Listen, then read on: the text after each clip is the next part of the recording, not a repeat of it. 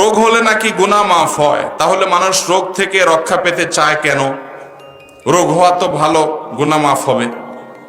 প্রশ্ন তো সুন্দর প্রশ্ন, মাশাআল্লাহ। রোগ হলে, বিপদ হলে গুনাহ মাফ হয়। প্রশ্নকর্তার প্রশ্ন হলো, যেটা গুনাহ মাফ করে সেটা তো ভালো জিনিস, তাহলে রোগ হলে আবার রোগ থেকে মুক্তির জন্য দোয়া কেন চাই আমরা?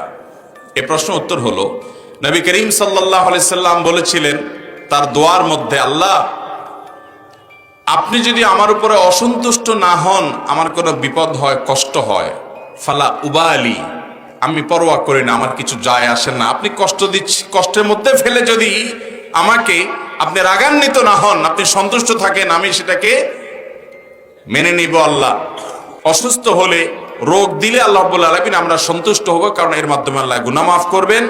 কিন্তু যদি আল্লাহ তাআলা সুস্থতা দান করেন, তাহলে আরো বহু গুনাহ মাফের উপায় আমি বের করতে পারবো, অনেক আমল করতে পারবো যার মাধ্যমে গুনাহ মাফ হবে।